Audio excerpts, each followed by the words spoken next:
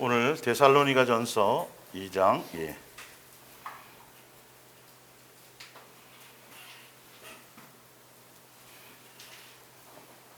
11절 보겠습니다. 너희도 아는 바와 같이 우리가 너희 각 사람에게 아버지가 자기 자녀에게 하듯 권면하고 위로하고 경계하노니 이는 이거 누구에게로부터 받은 것일까요?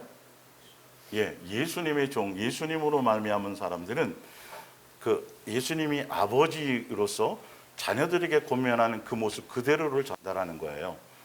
자기 멋대로 성경을 그렇게 하는 것이 아니고 정죄하듯이 판단하듯이 막 그렇게 하는 것이 아니라 철저하게 전달자이기 때문에 밑에 봅니다.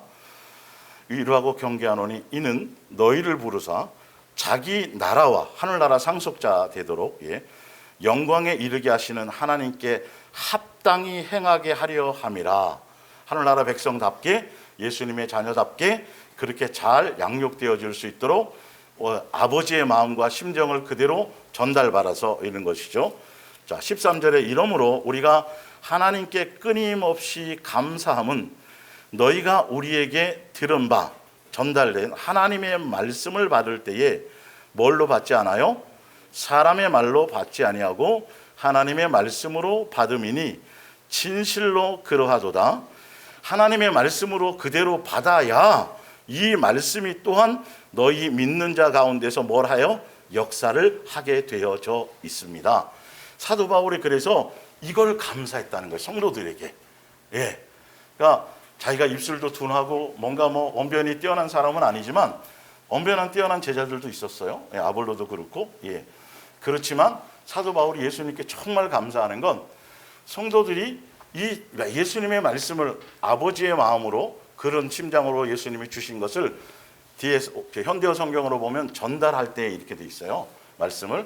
말씀을 전달하는데 성도들이 그 말씀을 예수님이 직접 하시는 말씀으로 그 음성을 통해서 그렇게 받아들여져서 그 말씀으로 말미암아 그렇게 받았기 때문에 그 말씀의 역사가 그대로 나타나게 되게 하신 것을 누구에게 감사해요? 예수님께 감사해요. 이제 아시겠죠? 스토리가 목사가 하는 게 아니에요, 여러분. 예수님의 말씀을 그대로 가감없이 종교적이거나 철학적이거나 사상적이거나 자기 감정이나 어떤 그런 것들을 그렇게 설교하듯이 설교를 하는 것이 아니라 반드시 예수님께서 성경에 기록된 말씀의 의도와 목적대로 전달하라고 전달했단 말이죠. 잘 들어보세요. 그러면 전달한 그 사람이 더 중요해요? 전달된 말의 내용이 중요해요? 그렇죠. 전달된 말의 내용에 여러분 관심 있으셔야 돼요. 근데 이게 설교를 하거나 지도자로서의 뭘 하게 되면 거기에 자기 생각을 집어넣고 자기 사상을 집어넣고 종교적인 뭔가를 집어넣어서 그 말씀을 수단 삼아서 성도들을 요리하려고 그러고 자기 멋대로 뭘 하려고 그런단 말이에요. 그렇게 되면 반드시 그 사람이 주목받게 돼 있어요. 아주 희한해요, 이거는요. 그래서 여러분들이 지금 이거 천연기념물이라 말씀드렸죠. 김천도 마찬가지예요. 오해하지 마시고. 지금 영상으로 예배를 드리든 뭐 하든 중요한 건 예수님께서 오늘도 이 말씀을 가지고 나에게 어떠한 말씀으로 말씀하실까? 누구의 말씀이에요, 이게요?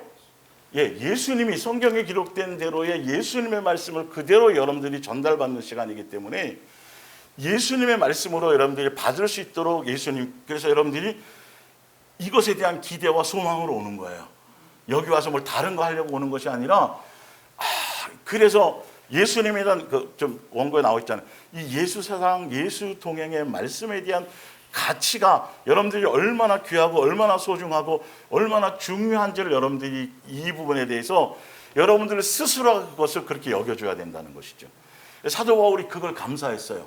인간이 하는 게 아니라 예수님이 그런 마음을 주셔서 그들의 마음에 예수님이 하시는 것처럼 부족한 사람의 입술로 전달이 되지만 그들이 받을 때에 예수님이 하시는 말씀으로 그대로 받아들여서 그래서 그 말씀을 받았더니 누가 역사하시기 시작해요?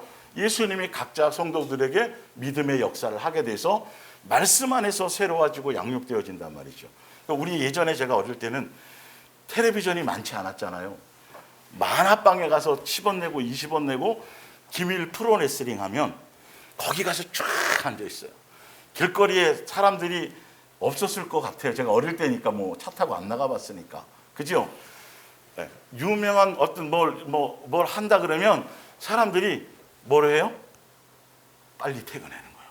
약속도 없어요. 거리가 한산해요. 술집이 한산해요.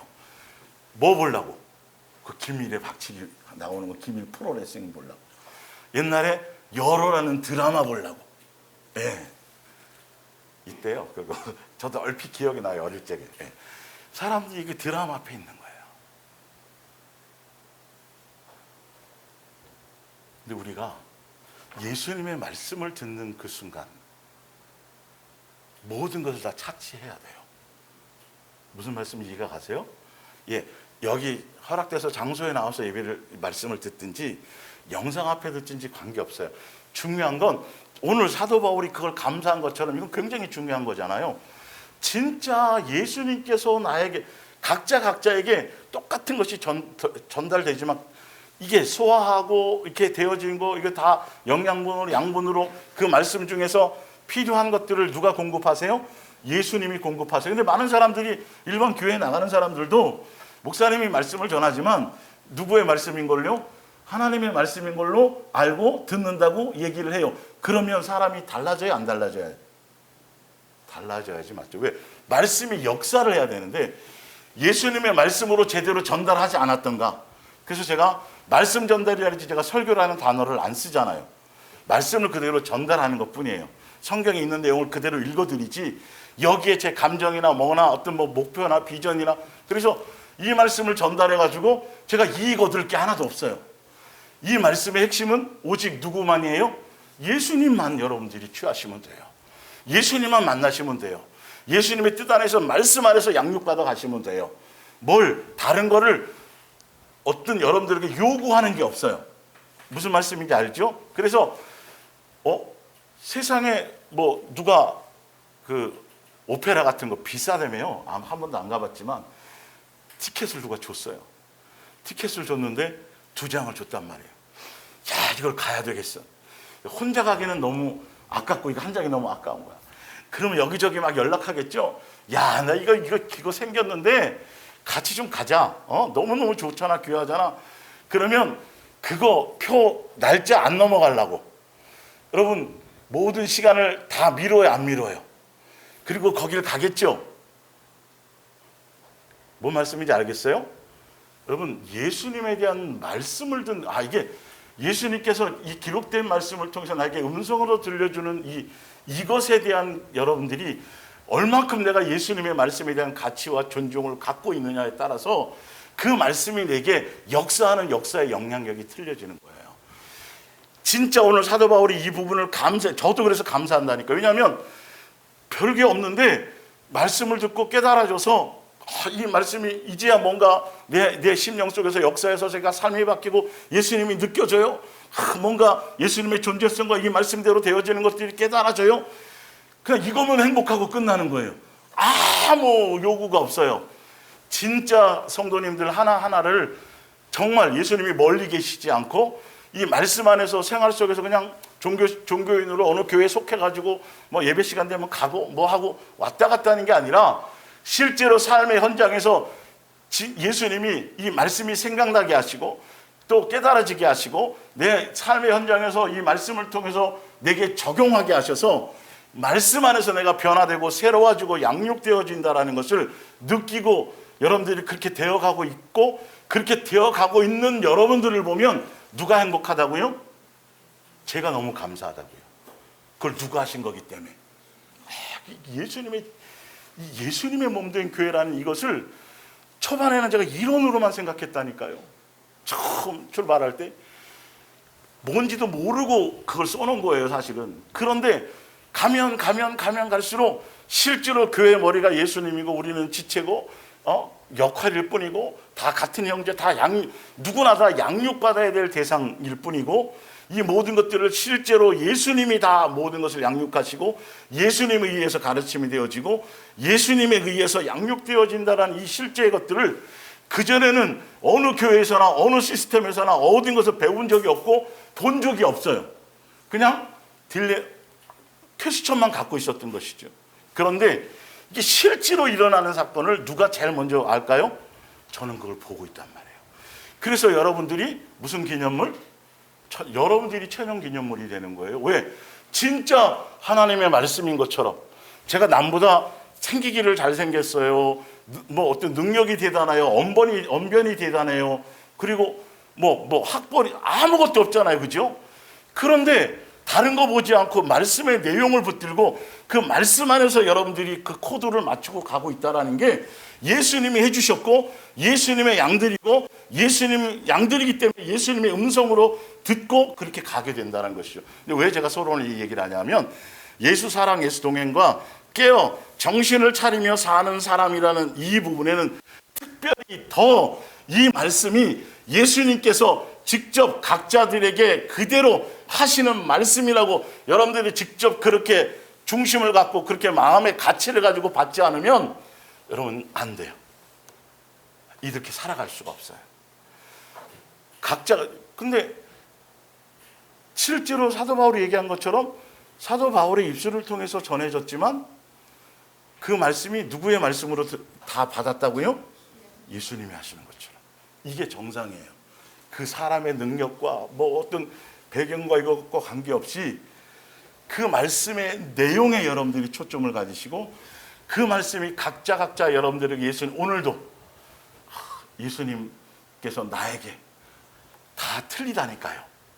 똑같은 내용인데 다 각자에게 역사가 틀리죠. 기대가 돼요, 안 돼요?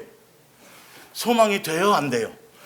오늘도 어떤 스토리로 나에게 어떤 것들을 알게 하시고 어떤 것들을 설명하셔서 예수님을 더 깊이 알게 하시고 예수님을 더 느끼게 하시고 내 삶의 변화를 갖게 하시고 막 이런 것들에 대한 가치를 갖는 순간 기밀 프로레슬링이 뭔 의미가 있겠어요? 예? 드라마가 뭔 있겠고 뭐 월드컵 우리가 결승에 올라간들 그건 뭔 의미가 있어요? 적어도 우리에게만큼은 그 말씀에 대한 가치가 모든 것을 다 뒤로 하고 예수님께 집중할 수 있는 거리가 되어야 된다는 것이죠.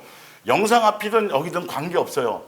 마음의 중심을 한 번 더 옷깃을 심령을 허리를 동여매라는 뜻으로요. 실제로 그렇게 예수님이 여러분들이 사모함을 가지시면 그런 소망을 가지시면 그래서 그 기대치를 가지고 예수님께서 여러분들에게 주실 음성에 대한 그 기대치를 얼만큼 많이 간절히 갖느냐에 따라서 내 속에서 역사되어지는 말씀에 대한 역사되어지는 그 힘과 파워가 틀리다라는 거예요. 그러니까 그것을 감사해. 그래서 서로가 감사해야 돼요. 무슨 말씀인지 알겠죠? 다른 거 없잖아요. 여기에 플러스하지 않고 그냥 좀 둔하지만 그냥 예수님이 주신 그대로 그냥 띄엄띄엄이라도 그냥 그렇게 전달되어지는 그것이 필요하고 그리고 그 전달되어지는 것을 실제로 그 말씀을 제대로 여러분들이 그것에 대한 예수님에 대한 존중과 경외로 받는 것이 굉장히 중요하다는 거예요. 그 중심이 없이는 말씀을 알아도요 역사가 안 일어나요. 외워도 소용이 없어요. 이게 이거를 어찌 설명할까요?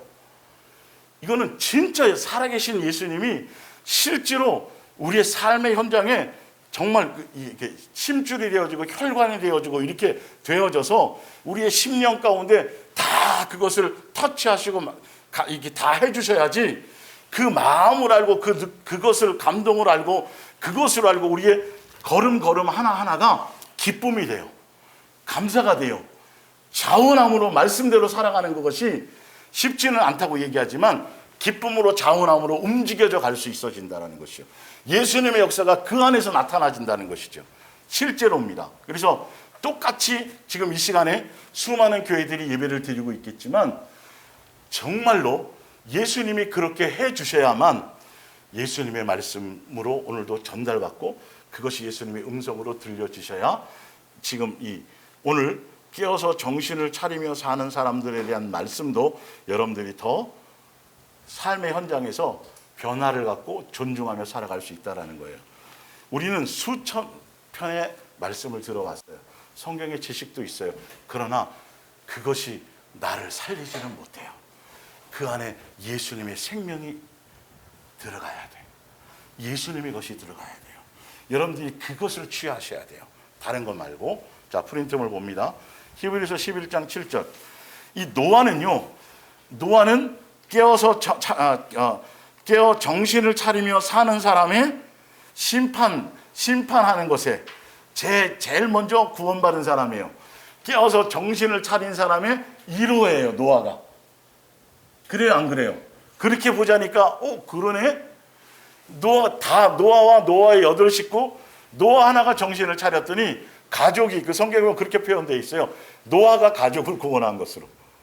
네, 표현이. 어쨌든. 그래서 노아 하나가 깨어서 정신을 차리고 예수님의 뜻 안에 그렇게 살았더니, 예, 그 1호입니다, 1호. 예, 심판대 앞에서 구원받은 사례가 첫 번째예요. 자, 볼게요. 노아가 어땠는지. 7절에 현대어 성경입니다. 하나님을 믿은 사람입니다.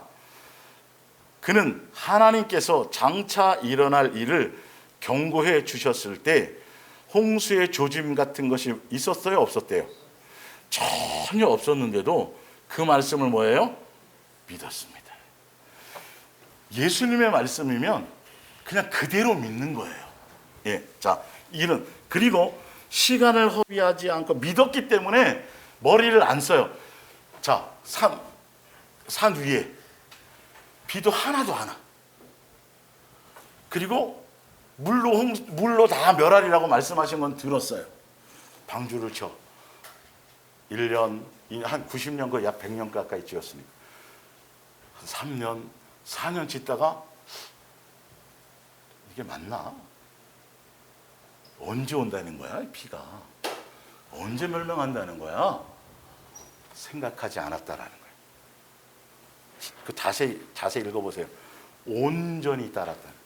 온전히 준행했는데 언제 올까? 언제가 비가 와서 그걸 멸망할까를 생각지 않고요. 그날 하루하루 방주 짓는 것에 그 위에 말의 내용이 그거예요. 전혀 딴 생각하지 않고 전혀 다른 뭔가를 갖지 않고 그냥 말씀하신 그대로 온다니까, 물로 멸망한다니까 하시겠지. 나는 내가 할 일을 하면 되지. 오늘도 방주 짓는 것에.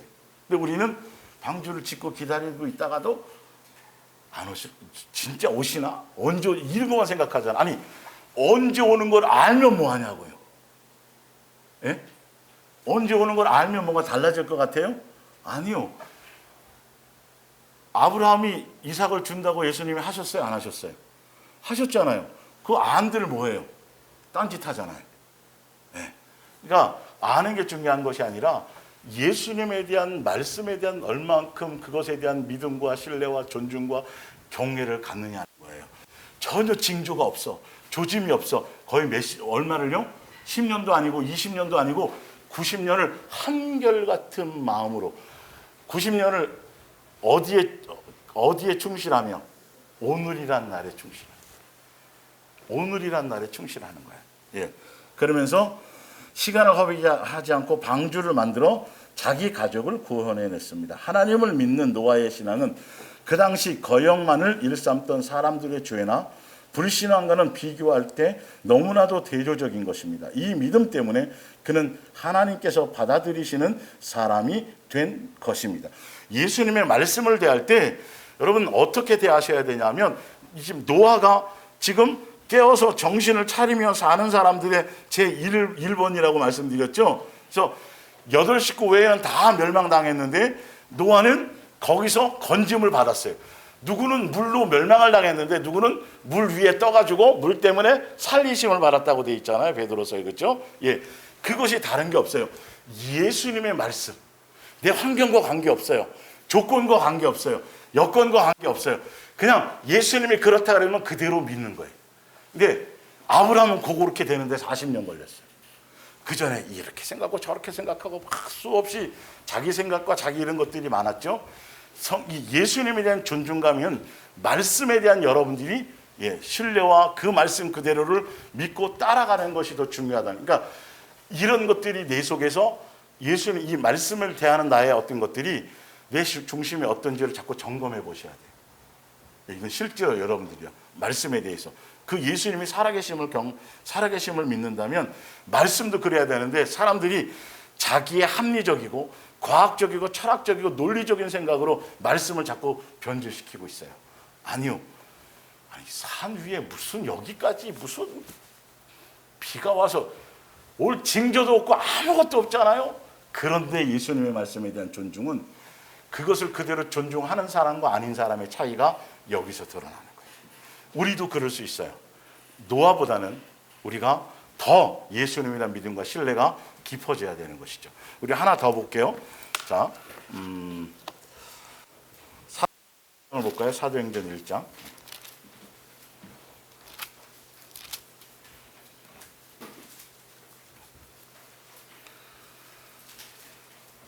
(2절) 그가 택하신 사도들에게 성령으로 명하시고 승천하신 날까지의 일을 기록하였노라. 사도행전 1장 3절입니다. 그가 고난받으신 후에 또한 그들에게 확실한 많은 증거로 친히 살아계심을 나타내사 40일 동안 그들에게 보이시며 부활하신 이후에요. 보이시며 제자들에게 보이셨어요. 하나님 나라의 일을 말씀하시니라. 사도와 함께 모이사 그들에게 분부하여 이르시되 예루살렘을 떠나지 말고 내게서 들은 바 아버지께서 약속하신 것을 기다려 성령을 기다리라는 소리죠. 요한은 물로 세례를 침례를 베풀었으나 너희는 몇 날이 못되어 성령으로 침례를 받으리라 하셨느니라.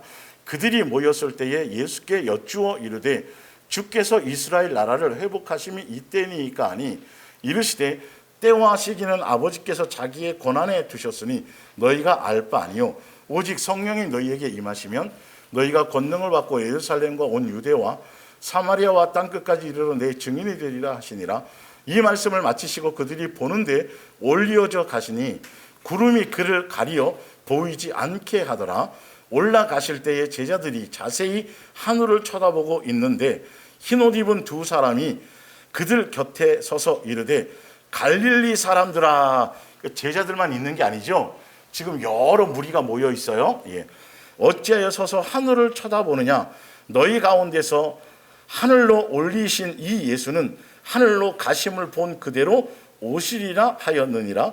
제자들이 감람원이라 하는 산으로부터 예루살렘에 돌아오니 이 산은 예루살렘에서 가까워 안식일에 가기 알맞은 길이라. 들어가 그들이 유하는 다락방으로 올라가니 베드로, 요한, 야고보하고 14절에 여자들과 예수의 어머니 마리아와 예수의 아우들과 더불어 마음을 같이 오르기 기도에 힘쓰더라. 모인 무리의 수가 약 몇 명이라 그래요? 120명이나 되더라. 고린도전서 봅니다. 고린도전서 15장 위에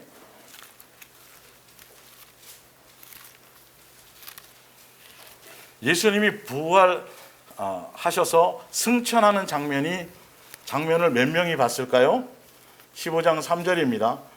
내가 많은 것을 먼저 너희에게 전하노니 이는 성경대로 그리스도께서 우리 죄를 위하여 죽으시고 장사 지낸 바 되셨다가 성경대로 사흘 만에 다시 살아나사 게바에게 보이시고 후에 12제자와 40일 동안에요.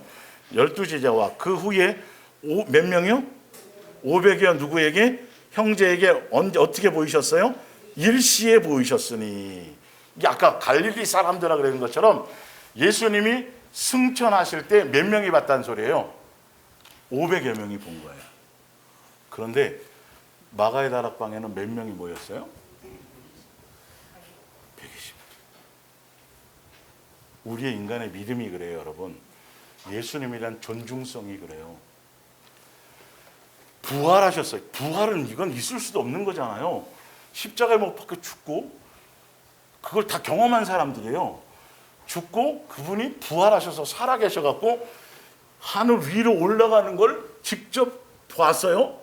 그리고 곧 성령을 보낼 거니 너희는 몇 날이 못 되어 약속한 걸 보내줄 거니까 너희는 가서 거기서 기다리라. 그래서 사도들이 쭉 이제 전파했겠죠. 그런데 겨우 몇 명 모였어요? 120명 모였어요.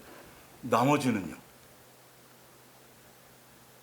여러분 우리가 믿는 믿음이 바로 이렇다니까요. 지금 부활 승천하는 걸 보고 직접 그 음성을 들어도 안 가는 사람은 안 가요.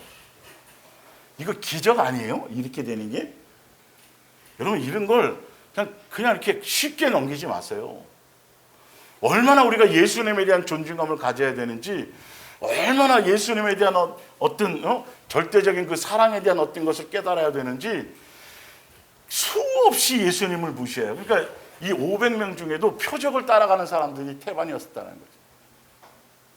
지금 당장 예수님이 뭘 해결해 주시고 뭐 해 주시고 고쳐 주시고 뭐 하시고 뭐 먹여 주시고 입혀 주시고 배불려 주시고, 예, 거기 하는데 가면 뭔가 좀 있겠지. 근데 하나도 없어. 생기는 게 없어요. 그리고 올려가시고 약속한 성령을 기다리라 그랬는데 그게 지금 중요한 게 아니에요. 그 사람들은 자기에게 이득이 없는 거예요. 현실적으로, 물질적으로, 사회 어떤 자기 환경적으로. 그러니까 결론은 예수님에 대한 생각이 전혀 없어서 따라다녔지만, 항상 예수님은 사복음서를 통해서 표적 보여주시고 뭐 하시고 끝없이 먹여주고 입혀주고 다 고쳐주고 하셨음에도 불구하고 계속 예수님이 요구하는 건 내가 목적이어야 된다. 예수님이 목적이어야 되고 예수님만이어야 되는 것을 계속 요구하시고 계셨는데, 사람들은 그것이 아니라 예수님께로부터 당장 부활을 승천하셨으니까 이제 생길 게 없네, 그렇게 생각한 사람들이 과반 이상이 있다는 거예요. 과반. 거의, 예. 이해가 가시죠? 우리는 만약에 여러분 그 자리에 있어서 그걸 봤든 안 봤든이 아니라 예수님이라는 존중감이 있다라면 그걸 안 봐도 믿고 따를 수 있어요. 이게 중요한 거예요. 진짜 내가 예수님에 대해서 얼마만큼 그 가치를 생각하고 있는지에 대해서 여러분들이 그것이 있어져야 이렇게 성경을 통해서 말씀이 전달되어질 때 그 말씀 하나하나가 내게 살이 되고 피가 되고 혈관이 되고 양분이 되고 양식이 되어서 삶의 육체로서 살아가는 이 나그네 인생을 살아가는 동안에 그거 하나하나가 양분이 돼서 양육의 도구로 돼서 우리가 그 말씀 안에서 새로워지는 길을 가게 되는 것이. 이해가 가세요? 이 정도로. 그래서 여러분들의 심령에 내가 만약에 그 부활을 이렇게 승천하는 장면을 봤다라면 나는 과연 그 제자들을 따라서 예수님이 약속하신 것을 기다리러 갔을까? 아니면 그냥 내 갈 길을 갔을까? 네. 거기서 천연기념물이냐 아니냐가 갈리는 거예요. 네. 예수님이 직접 말씀하시고 보여주고 천사가 설명까지 해줬는데도 안 돼요. 롯의 처도 그랬어요. 우리의 것으로는 안 돼요. 여러분의 마음의 중심의 코드를 진짜 순수하게 어린아이처럼 예수님께만 맞추세요. 종교심이 아니에요. 예수님으로부터 뭐 얻는 것에 있지 않아요. 예수님이 목적은 나 하나인 것이죠. 우리도 또한 예수님만이 목적이셔야 돼요. 그 말씀의 의미를 아셔야, 그래야 그 예수님이 하신 말씀 하나하나가 믿어져서 그 말씀대로 살아갈 수 있는 능력과 힘이 생기는 겁니다. 자, 에베소서 1장 3절을 봅니다. 에베소서 1장 3절.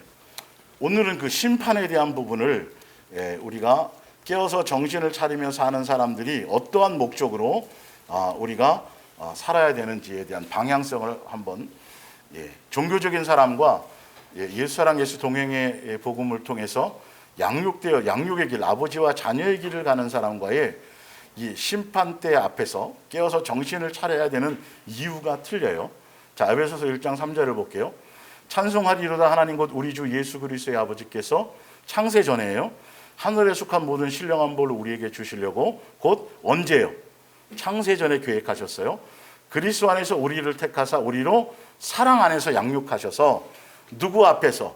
예수님 앞에서, 아버지 앞에서 거룩하고 흠이 없게 하시려고. 누구 닮은 자녀?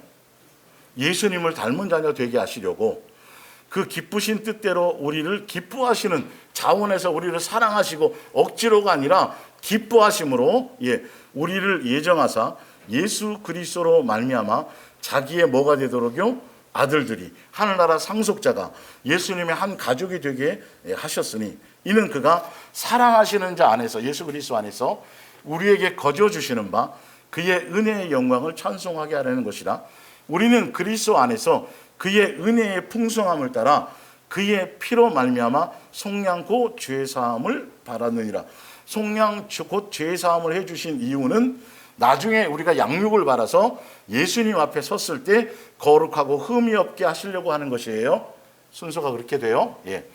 근데 요한계시록 21장을 봅니다. 6절에 또 내게 말씀하시되 이루었도다. 나는 알파와 뭐라고요? 오메가요. 처음과 마지막이라. 처음 계획하신 것을, 예수님의 예정된 것, 창세전에 계획한 것을 마지막에 이루는 하나님이라. 내가 생명수 샘물을 목마른 자에게 값없이 주리니. 7절에 이기는 자는 이것을, 미혹을 이기고 양육의 길을 제대로 가서 사단의 미혹을 이기는 사람들이죠. 예, 이것들을 상속으로 받으리라. 나는 그의 하나님이 되고 그는 내 뭐가 되리라. 이게 이 계획, 아들이 되리라는 이 계획이 언제 있었어요?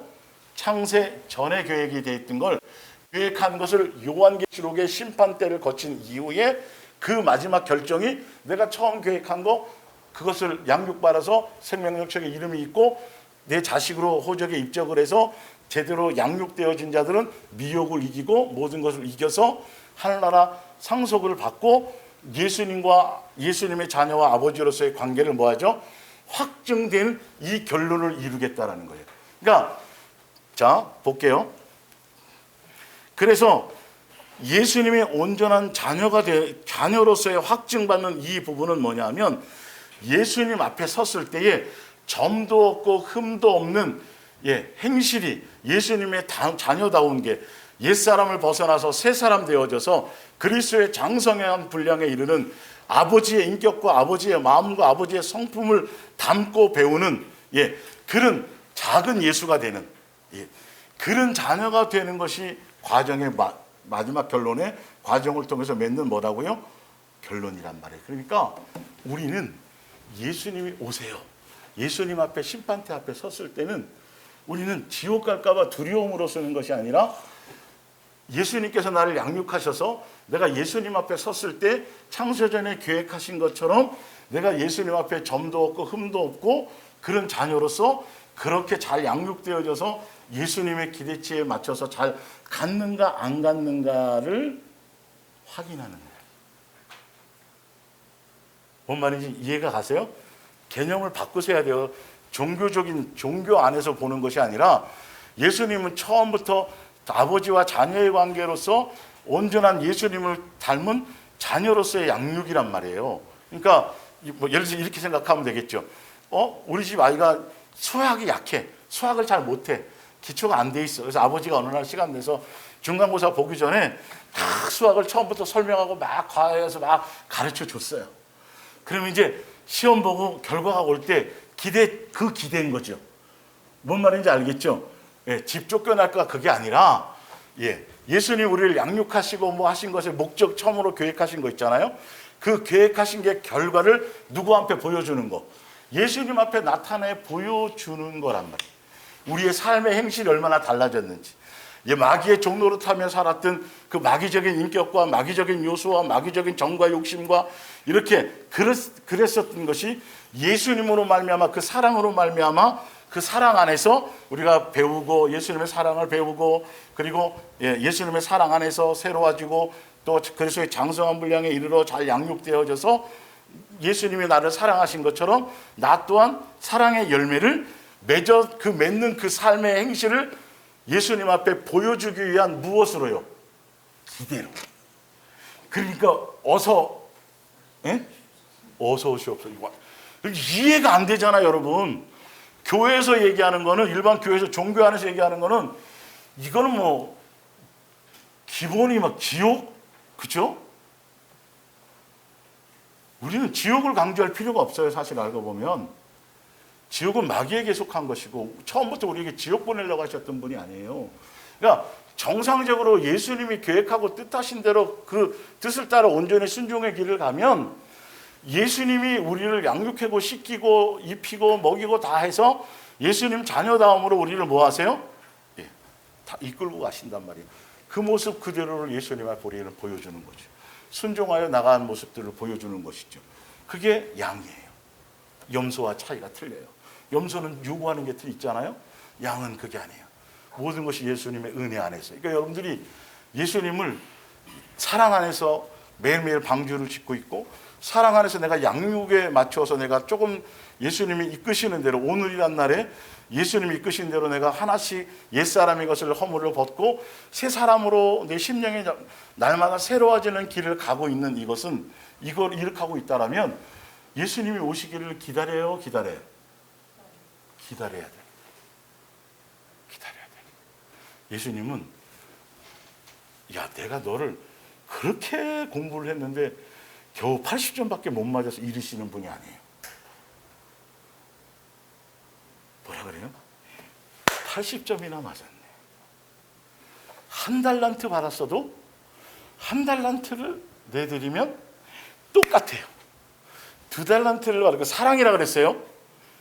지체기, 그래서 성경은 얘기하잖아요. 지체기 때문에 다 틀려요. 이게 믿음의 분량대로 역사하라고 돼 있어요. 뭔 말인지 알겠죠? 예수님은 그렇게 공정하게 하시는 분이에요. 두 달란트만큼이라면 그 정도인 거예요. 얘가 수학에 관심이 없어갖고 그동안 안에서 맨날 꼴찌만 하던 애가 30점을 맞으면 기뻐요, 안 기뻐요? 기뻐요. 근데 맨날 100점 맞던 애가 친구들하고 놀러 다니고 막 딴짓하고 해가지고 80점 맞으면 부모가 뭔 말인지 알겠죠? 아버지와 자녀의 관계가 바로 이런 걸 개념이라는 거예요. 성경에 이것이 수없이 나와 있는데 이걸 종교적으로 자꾸 교리화시켜서 지옥 갈까봐 두려워서 교회에 나와서 뭘 충성하고 뭐하고 저주받으면 어떡하지, 주일 빼면 이것 때문에 예수님이 이상하게 만들어 놓았단 말이에요. 우리는 예수님이 나에게 해주신 그 믿음의 분량대로 예수님이 요구하시는 게 틀리다니까요. 누구에게는 80점이겠지만 누구에게는 100점을 요구하죠. 다 틀려요. 두 달란트, 세 달란트 받은 사람에게는 세 달란트 그거고요. 5달란트 받은 사람 뭘 요구하세요? 5달러만큼이에요. 이해가 가시냐니까요. 예수님께서 우리에게 사랑을 주셨잖아요. 사랑을 느끼는 게 다 틀리단 말이에요. 예, 자식들이 똑같이 셋이 있어도 틀리잖아요. 부모에 대한 공경이나 이것이 틀린 것처럼 획일적이고 일방적인 커트라인이 있는 게 아니에요. 그건 예수님의 주권이에요. 성경대로만 가면 돼요. 그래서 이해가 가시죠? 이 부분들이요. 그래서 요한계시록 16장 15절에 보면, 보라 내가 도둑같이 오리니 누구든지 깨어있다는 거 제가 지난주에 읽어드렸던 내용들인데요. 이 깨어서 뭘 하라고 하는 거냐 하면, 깨어있다라는 건 자기 옷을 지켜서 벌거벗고 다니지 아니하며 자기의 부끄러움을 보이지 아니하는 자는 뭐가 있도다? 복이 있도다. 이 옷이 뭐라고요? 성도들의 올바른 행실. 예수님께로 말미암아 배워서 예수님 자녀다움의 삶의 열매, 사랑의 열매를 맺는 거예요. 깨어있어서 우리는 뭐에 충실하고 있다고요? 점도 없고 흠도 없이 예수님의 자녀다움으로 양육되어져서 삶의 행실의 열매를 맺는 것을 얘기한단 말이에요. 사실은요. 이게 깨어있는 것이에요. 지난주에 제가 그건 읽어드렸기 때문에 보고요. 베드로후서 3장 10절을 밑에 봅니다. 자, 왜 이런 말을 써놨는지. 그러나 주의 날이 도둑같이 오리니 그 날에는 하늘이 큰 소리로 떠나가고 물질이 뜨거운 불에 풀어지고 땅과 그 중에 있는 모든 일이 드러나리로다. 이 모든 것이 이렇게 풀어지리니, 예수님이 곧 오실 터이니 말이죠. 너희가 어떠한 사람이 되어야 마땅하냐. 예수님이 곧 오실 터인데, 예수님이 오시면 우리를 뭘 보여드려야 돼요? 이런 거예요. 거룩한 행실과 경건함으로 삶의 행실을 돌아보고 내가 예수님의 자녀답게 양육되어져 있던 삶의 열매를 맺는 그 열매, 예수님이 나에게 보여주시고 나에게 해주신 그만큼 각자에게 예수님 곧 오시니까 이거 돌아보는 거예요. 누구의 행실이요? 그 인간의 행실? 누구의 행실이요? 나를 돌아보는 거예요. 항상 나에게 초점이 있어야 돼요. 내가 제대로 가고 있는지, 예수님의 뜻대로 내가 놓친 것은 없는지, 빨리 예수님이 오시기 전에 그것을 돌아보는 거예요. 삶의 행실을 돌아봐야 돼요. 자, 거룩한 행실과 경건함으로 예수님의 가르침 안에서 하나님의 날이 임하기를 바라보고 간절히 사모하라. 그날에 하늘이 불에 타서 풀어지고 물질이 뜨거운 불에 녹아지려니와 우리는 그의 약속대로 의의가 있는 곳인 새 하늘과 새 땅을 모아두다 바라보도다. 그러므로 사랑하는 자들아 너희가 이것을 바라보나니 누구 앞에서? 주 앞에서. 그러니까 거룩한 행실과 경건함으로 빨리 돌아가라는 의미는 뭐냐면 예수님 오셨을 때 예수님 앞에 우리가 점도 없고 흠도 없이 평강 가운데 나타나기를, 창세전에 예수님이 이거 계획하신 거잖아요. 그것에 대한 생각으로 내 삶의 행실을 돌아보고 예수님 앞에 섰을 때에 이런 모습, 누구로 옷 입은 걸 얘기해요? 그렇지, 예수님으로 홈팍 옷 입었느냐는 거예요.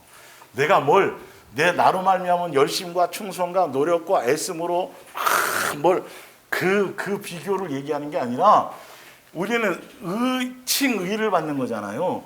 예수님의 온전한 사랑 안에 제대로 들어갔느냐는 거예요. 그것을 빨리 돌이키라는 거예요. 그래서 예수로 옷 입어버리면 점이나 흠이나 이런 것이 없어요.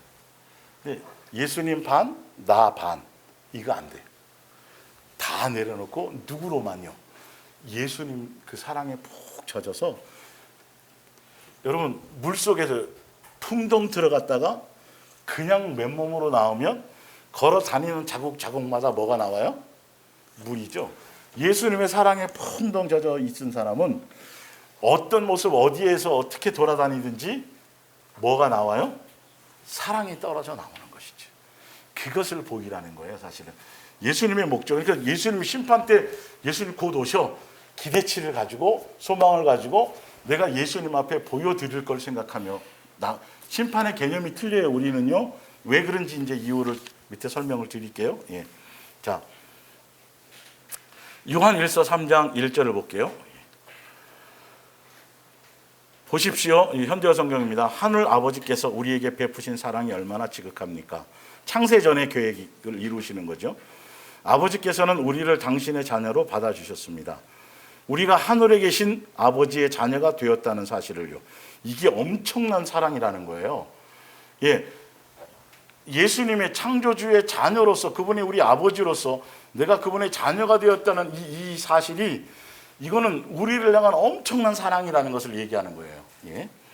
17절에 2절에 그렇습니다. 사랑하는 형제들이여, 우리는 이미 하나님의 자녀가 되었습니다. 우리가 앞으로 어떻게 될지는 상상이 가지 않지만 그리스도께서 다시 오실 때 그리스도를 닮은 자가 되어 있으리라는 시선만은 확신합니다.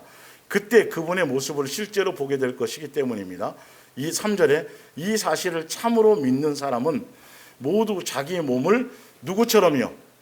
예수님처럼 어떻게 해요? 순결하게 하려고 뭐합니다?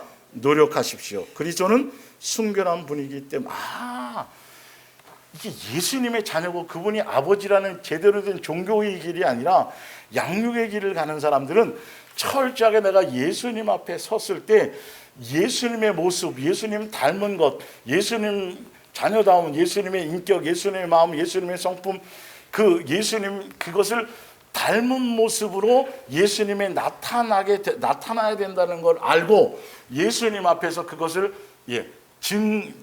증거가 나타나야 되는 걸 알고 어디에 초점을 맞춘다? 예수님 닮는 거, 예수님 배우는 거. 이해가 가세요? 여러분의 마음의 생각 속에 기준이 누구여야 돼요? 예수님 다워지는 거예요. 이게 창세전부터 그렇다니까요. 성경, 여러분 제가 수없이 뒤져서 설명해 드렸죠. 종교의 길하고는 가는 길 자체가, 방향 자체가 완전히 틀려요. 진짜 종교심이 아니라 아버지와 자녀로서의 양육의 길을 가는 걸 제대로 그 길을 온전히 가는 사람들은 그런 사람들만이 끝까지 갈 수 있는데, 그런 사람들은 다른 것이 목적이 아니에요. 항상 예수님이 뭐라고 말씀하셨는지, 예수님이 이럴 때 어떻게 하셨는지, 성경의 기록의 말씀도 예수님의 뜻과 예수님의 원하심과 예수님의 기뻐하심에 그것이 기준이 되어져서 그 기준이 딱 있을 때 내 생각과 틀리면 이걸 내려놓게 됩니다. 자연스럽게 그렇게 되게 돼 있어요. 예수님을 존중하면, 아버지로서의 뭔가를 맞추면 어려운 게 없어요. 사실 그것만 되어지잖아요. 어렵지 않아요. 예수님에 대한 존중과 경외와 이 부분의 이 사랑을 제대로, 그 은혜를 경험하면 성경대로 말씀대로 사는 게 어렵지 않아요. 절대 쉬워요. 왜? 사랑하는 이의 요구가 그거기 때문에 사랑으로 가는 거예요. 그러니까 할머니들 돌덩이 3kg, 5kg짜리 하루 종일 벽이 허리에 메고 있으면 돈 10만 원 준다 해도 하겠어요, 안 하겠어요? 자녀들은 그거보다도, 그렇죠? 그런데 하루 종일 허리가 안 아파. 뭘로 하니까? 이게 부족한 거예요, 여러분. 계명이 어려운 게 아니에요. 이 원리를 아셔야 돼요, 제발. 그 예수님의 사랑에 대한 그 원리를 알면 세상에 그 어떤 것도 어렵고 두렵고 힘들 게 없어요. 그냥 아주 쉬운 거예요. 예수님이 그 사랑, 아버지에 대한 사랑, 우리를 향한 사랑, 그 사랑에 대한 마음으로, 그 사랑으로 섬기는 사랑의 모습으로 오셨기 때문에 기꺼이 십자가도 그냥 지고 가실 수 있었고, 하나도 그것이 없었는 거예요. 사랑의 표현이었기 때문에요. 사랑으로 하는 것이겠으니까요. 사랑 안에서 우리를 양육하는 거였으니까요.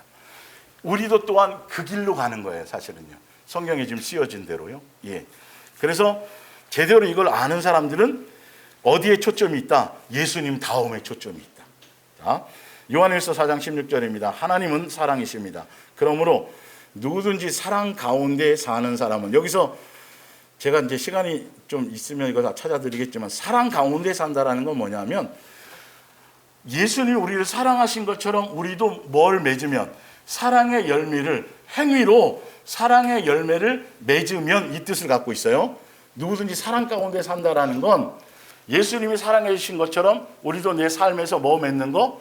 행함으로 사랑의 열매를 맺는, 그 가운데 있는 사람은 누구와 함께 사는 것이다? 하나님과 함께 사는 것이며, 하나님께서도 그 사람 안에 계시는 것입니다.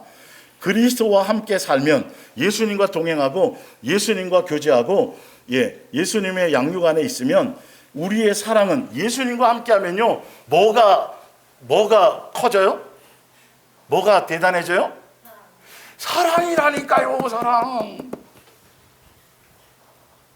근데 귀신 쫓는 능력, 은사, 이제 뒤에 나와요. 마지막 때는 성령의 은사 아니에요. 표적과 이적과 능력, 성령의 은사가 없어서가 아니라 뭐가 없어서 못 들어가요? 성령의 열매가 없어서 못 들어가요. 뒤에 맨 뒷장에 나와요, 이건요. 기가 막혀요. 성경에 나와 있어요, 이런 부분들. 근데 지금도 성령의 은사에 막 기도원에 오면 막 거기에 속한 사람들이 있어요. 예. 자, 그리스도와 함께 살 때, 예수님의 사랑 안에 살 때, 예수님과 사랑하는 관계 안에 있을 때, 이거는 주여 주여 하는 종교심이 아니에요. 아버지와 자녀의 관계로서 양육 안에 있는 거예요. 그 사랑을 배우는 거예요. 사랑을 경험하는 거예요. 예, 그렇게 될 때 예수님께서 우리에게 주시고자 하는 것은, 우리의 사랑은 성장하여 더 완전한 것이 되어갑니다. 그렇게 되면 우리는 심판날이 두렵지 않고 부끄럽지 않고 당황하지 않아요. 예, 확신과 기쁨을 가지고 주님의 얼굴을 대할 수 있게 될 것입니다. 왜 그러냐면, 주께서 우리를 뭐 하시고? 사랑하시고, 우리 또한 주님을 뭐 하세요? 이거예요, 심판대 앞에 우리가. 그러니까 예수님 오실 걸 기다리고 심판대 앞에서는 예수님이 나를 사랑했고 내가 예수님 사랑했으면 끝나는 거지, 심판이 뭔 의미가 있어요? 종교적인 염소들이 심판대 앞에 서는 것과 종교의 길을 우상 숭배하듯이 가는 그 유대교나 기독교라는 종교의 사상을 갖고 가는 것과 아버지와 자녀의 관계로서 양육의 길을 가는 것과의 결과가 완전히 틀려요. 결과가 이거 깨닫는 거거든요. 사랑을 깨닫는 거거든요, 사실은. 이해가 가시죠? 예수님이 나를 사랑하고 나도 예수님 사랑하면 심판대 앞에 뭐만 있어요? 기쁨과 즐거움과 기대만 있는 거예요. 이게 정답이에요. 그래서 예수님 어서 오시라는 거예요. 그래서 우리는 남 보는 게 아니고 남 판단 이게 아니라, 내가 성경의 이 말씀대로 예수님이 기록해 놓으신 대로 그 기준을 따라 가고 있는 것들을, 그러니까 예수님은 막 전혀 엉뚱한 길이 아니라 성경에다 써놨어요. 어떻게 오라고 해놓으신 대로, 내가 이걸 갈 수 없는 길이고 옛날에 상상도 못했는데 지금 내가 그렇게 그 길을 가고 있어요, 없어요? 되어져 가요, 안 가요? 이게 이적이고 표적이에요. 심령이 새로워지는 거. 겉에 드러나는 거 말고 여러분, 그거는 하나도 영생과 관계없어요. 내 심령이 새로워지는 거예요. 그건 은사는 대부분 겉에 드러나는 것들이에요. 병 고치고 능력형 이런 거. 그러나 성령의 열매는 어디에 나타나요? 우리의 심령에서 나타나는 거예요. 예수님의 모습으로 나타나는 거예요. 이게 한 부분만 있는 게 아니라 성경 처음부터 끝까지 다 이 얘기밖에 없죠. 있었는데 왜 그동안 몰랐을까요? 기독교라는 종교 사상에 처음부터 첫 단추가 잘못 깨어져 있었어요.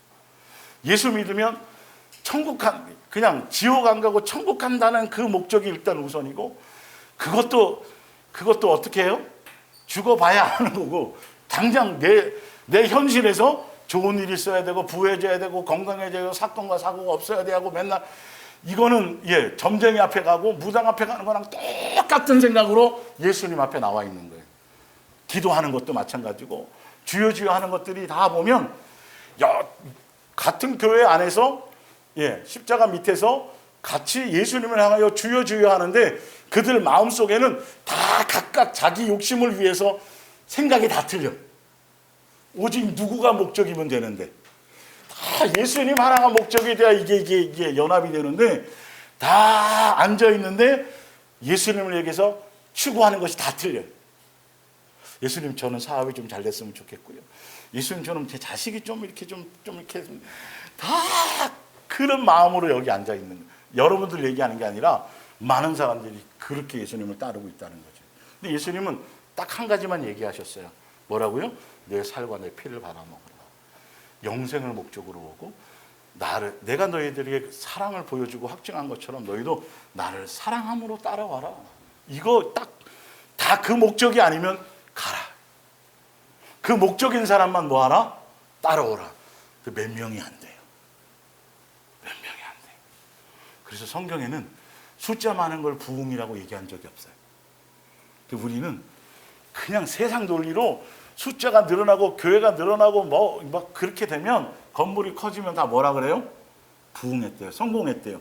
근데 예수님은 아니라 너의 심령이 얼마나 새로워졌느냐로만 예수님은 평가하신다는 거죠. 개념을 달리 하셔야 돼요. 그래서 항상 우리의 기준을 거기에 맞춰 가셔야 됩니다. 자, 베드로후서 밑에 좀 더 읽을게요.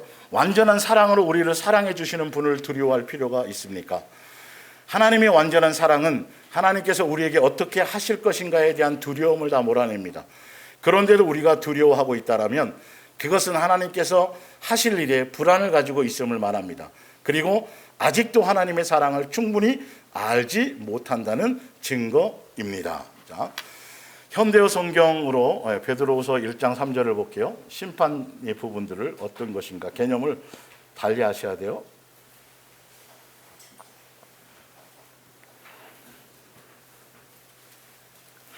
베드로후서 1장 3절부터 봅니다. 우리가 그래서 예수를 깊이 알면 알수록, 사랑 안에 있으면 있을수록 이 말이겠죠. 안다라는 건 사랑 안에 있다라는 거예요. 그리스도께서는 당신이 지니신 위대한 능력으로 하나님 앞에서 올바른 생활을 하기에 필요한 모든 것을 우리에게 나누어 주십니다. 나누어 주시는 게 뭐냐 하면 그뿐만이 아닙니다. 그리스도께서는 당신의 영광과 선한 모두 나눠주세요. 품성도 우리에게 나누어 주십니다. 사랑을 더 크게 해주시고 사랑의 DNA를 갖도록 예수님이 나눠주시는 거예요. 우리는 여기에 초점이 있으셔야 돼요.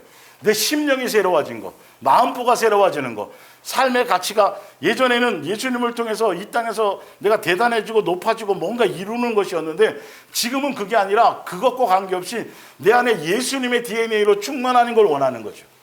예수님이 다와지는 것에 초점이 있는 것이죠. 그래요. 그리고 그 같은 권능으로 놀라운 은총을 풍성하게 내려주시기로 약속해 주셨습니다. 그 덕분에 우리는 예수님과 함께 동행하고 예수님께 진리의 가르침과 제대로 양육의 길을 가면 정욕과 부패에서 어떻게 돼야 돼요? 해방되어져요. 그런데 어떻게 된 게, 이게 교회 오래 다니면 다닐수록 정욕과 더 큰 것만 자꾸 원해요.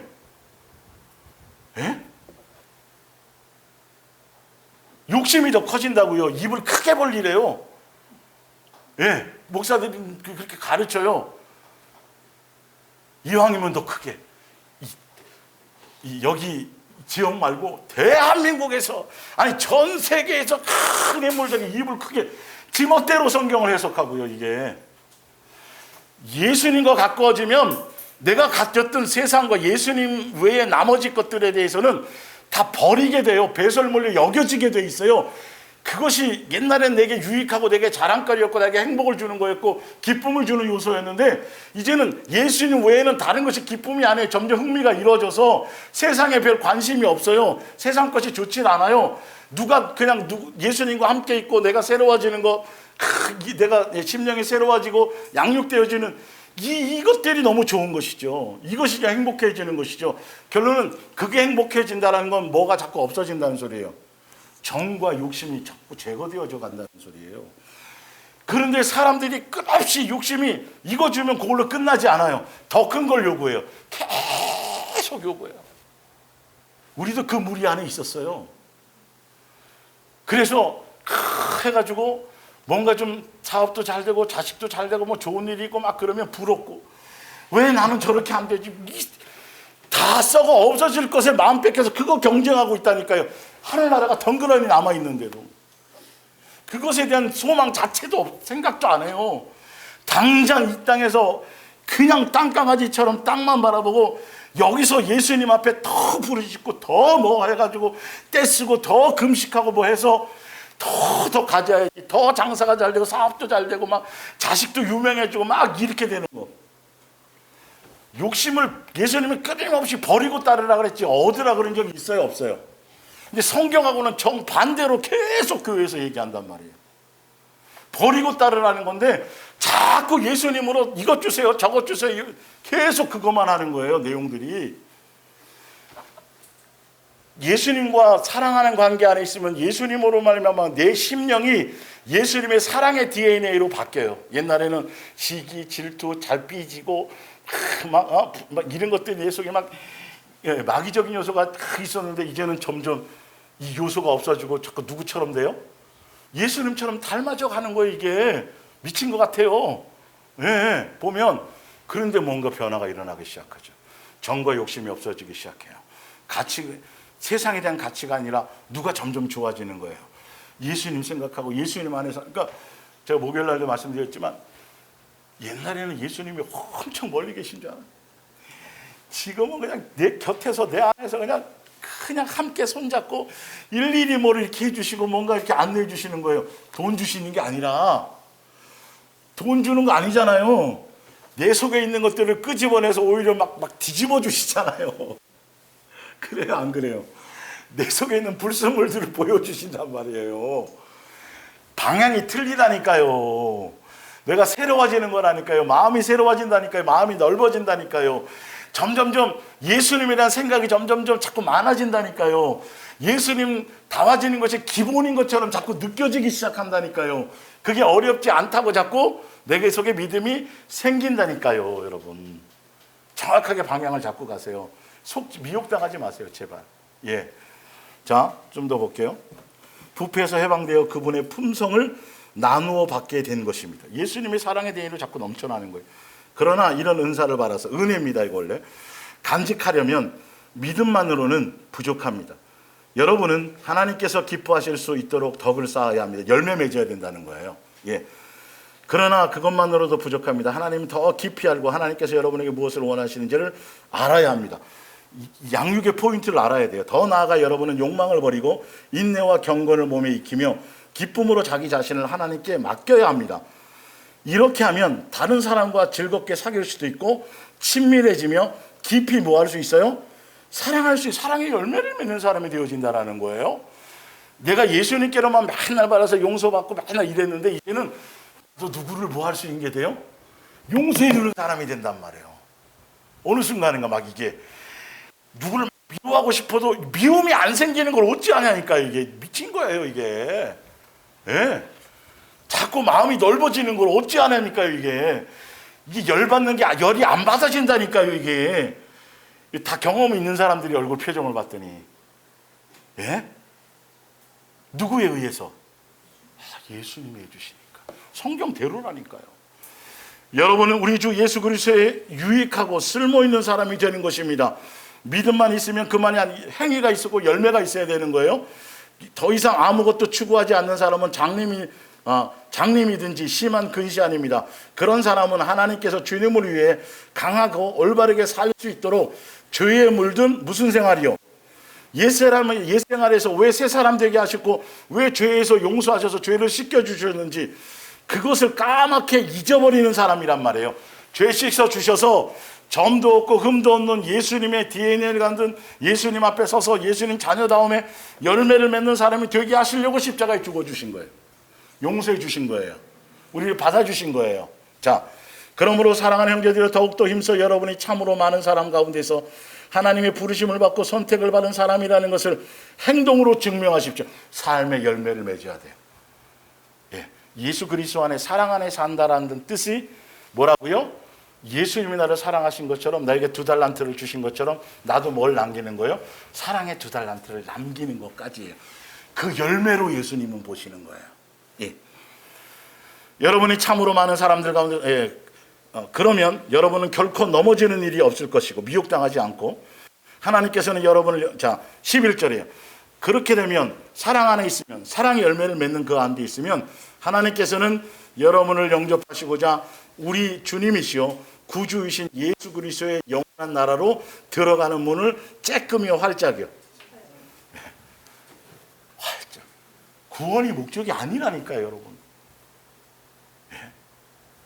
그건 저절로 주어지는 거예요. 양육의 길을 가면 그냥 예수님의 자녀로서 그 안에서 양육되어져 가면 그냥 양육되는 그 결과대로 가나안 땅으로 안식처로 인도받는 거라니까요. 그런데 그 길을 가지 않고 따라가면서도 두 마음을 품고 우상 숭배하듯이 예수님께 뭘 얻으려고 그러고 종교적으로 예수님을 수단 이렇게 가면 결론은 못 들어가요. 뒤돌아보고요. 엉뚱한 대로 미혹당해서 쓸려가는 거예요. 예수님이 보내주고 다 해주려고 그렇게 애를 써도요.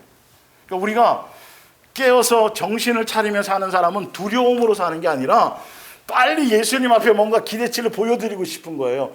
잘났다는 뜻이 아니에요. 잘났다는 꼭 의롭다는 뜻이 아니란 말이에요. 예수님이 나에게 행해주신 만큼 그 모습 그대로 예수님 보세요.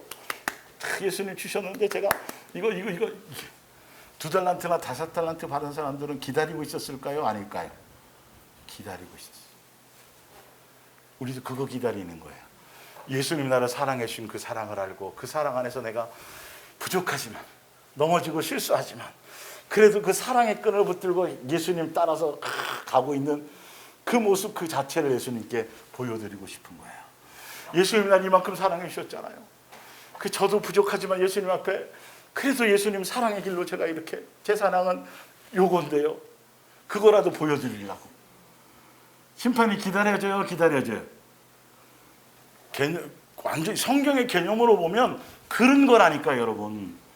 근데 주 예수여 어서 오시옵소서를 얘기하는 사람이 기다리는 사람이 많지가 않아. 개념을 모르니까. 두 가지. 하나는 조금 더 있다가 좀 놀다가 좀 이 땅에서 하나는 두려운 거야. 내가 한 게 없는데. 예수님 뭘 한 걸 얘기하세요? 전도 몇 명 한 걸 얘기하세요? 헌금 얼마 한 걸 얘기하세요? 그거 아니잖아요. 사명, 사역, 비전 이게 아니잖아요. 뭐라고요? 예수님 다 와진 거예요. 양육의 길을 제대로 간 거예요. 예수님이 나눠주시는 것을 내가 제대로 공급받아서 그 열매를 맺는 것이었다는 것이죠. 이해가 가세요? 이런 부분들을 우리가 보고 가는 것입니다. 자, 오늘은